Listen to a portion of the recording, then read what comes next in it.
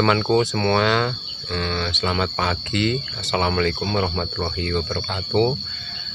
Masih bersama Warno-Warno di sini ya. Di pagi hari ini saya sedang berada di kebun ini, sedang melihat-lihat tanaman porang saya yang sebagian ada yang belum tumbuh. Nah, dari itu untuk tempatnya yang tidak tumbuh itu kan sayang kalau kita tidak tanami lagi. Untuk penanaman sulam ya istilahnya, itu sebaiknya ketika yang kita tanam dulu itu sudah berdaun seperti ini, itu sebaiknya kita lakukan penanaman sulam dengan bibit polybag. Baik teman-temanku, ikuti terus videonya. Jangan lupa untuk teman-teman yang baru saja bergabung, kalau memang kalian suka dengan video saya ini, tekan tombol like, subscribe, dan juga tombol loncengnya, supaya kalian semua bisa mendapatkan notifikasi terbaru dari video-video saya. Oke teman, ikuti videonya sampai habis.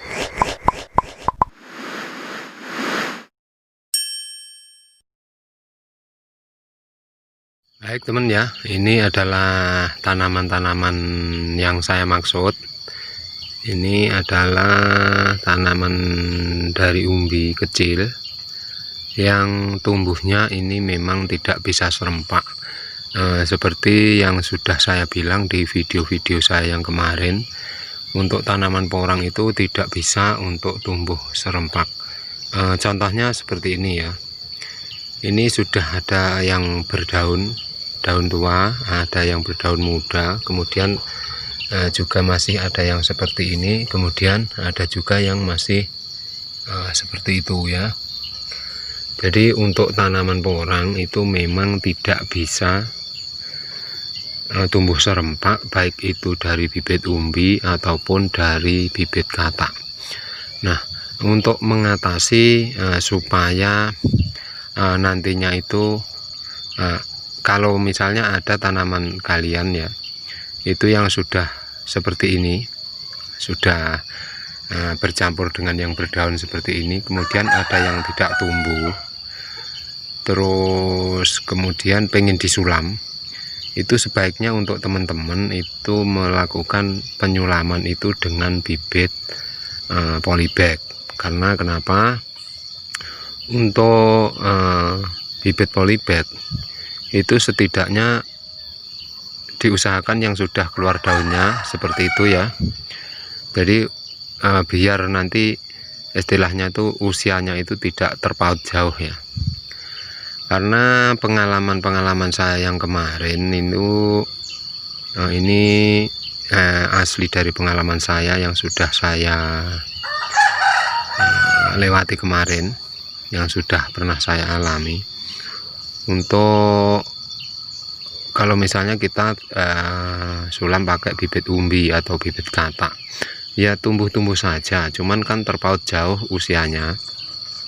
Nah, nanti ketika memasuki musim kemarau, kemudian untuk tanaman-tanaman katak yang tanaman-tanaman porang yang sudah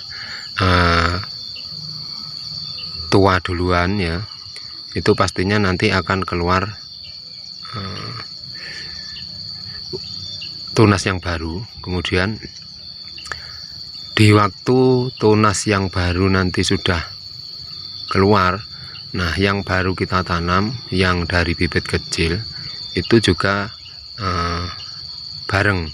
Nah, di waktu nanti untuk yang tanaman sulam itu keluar tunas yang kedua, itu musim sudah memasuki kemarau. Nah, jadinya banyak sekali untuk tanaman saya yang kemarin itu katak belum tua. Misalnya masih seperti ini ya, masih kelihatan calon katak seperti ini, belum tua. itu sudah dorman atau sudah mati. Jadi untuk katak-kataknya itu tidak bisa tua dan tidak bisa buat bibit. Kalaupun itu nanti katak itu nanti bisa jatuh sendiri. Nah, untuk memasuki musim tanam yang akan datang itu kebanyakan busuk. Soalnya musim kemarin itu banyak tanaman saya yang masih muda seperti ini sudah ikut dorman karena untuk mungkin stok airnya ya itu sudah habis karena musim kemarau sudah datang. Jadi untuk pengalaman saja ini ya, baik teman-teman bisa pakai pengalaman saya juga, bisa juga enggak, karena di sini itu sifatnya sharing dan tukar pengalaman. Dan ini berdasarkan pengalaman saya yang di musim kemarin. Nah, ini nanti juga seperti itu teman ya. Karena ini kan, ini sebenarnya sudah mulai tunas, ini sudah tunas kedua sebenarnya ini ya. Tunas kedua. Tapi yang tunas pertama ini patah.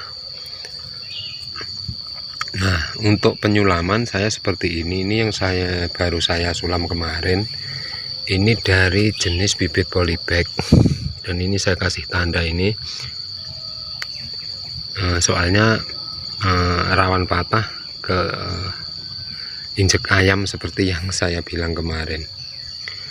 Nah, ini solusi saya, mungkin ya mudah-mudahan berguna untuk teman-teman semua. Jadi lebih baik untuk penanamannya itu memakai penyulaman, maksudnya itu lebih baik menggunakan jenis dari polybag supaya umurnya itu tidak terpaut jauh dengan yang kita tanam sudah tumbuh duluan. Tanaman-tanaman yang saya tanam ini adalah bernaungan teman ya. Bisa dibilang ini juga full naungan juga bisa, soalnya di atasnya itu seperti ini ya. Naungannya hanya singkong dan juga tanaman-tanaman yang lain seperti cengkeh, seperti ada jeruk seperti ini. Tapi nyatanya tumbuhnya bagus-bagus saja.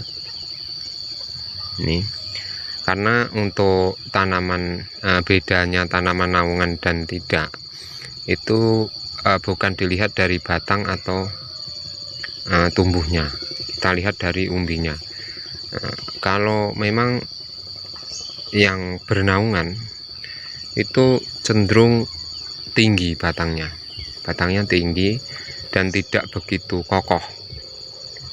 Untuk batang-batangnya itu lentur, itu kalau di naungan. Contohnya seperti ini ya, ini yang bernaungan, ini batangnya lentur. Nah, untuk yang tidak bernaungan itu seperti yang ada di video di atas, itu batangnya pendek kemudian kokoh. Nah, itu ada sisi positif kalau memasuki musim angin, karena mengingat batangnya seperti ini kalau panjang itu rentan sekali dengan roboh tuh. Jadi untuk tanaman porang yang bernaungan itu seperti ini, batangnya kecil dan tinggi.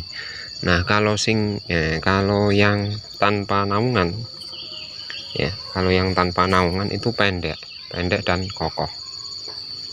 Baik teman-temanku, sekian dulu video dan sharing saya. Mudah-mudahan ini ada sedikit manfaat buat teman-teman. Apabila ada kesalahan, saya mohon maaf yang sebesar-besarnya. Sampai jumpa di video-video selanjutnya. Akhirnya, wassalamualaikum warahmatullahi wabarakatuh.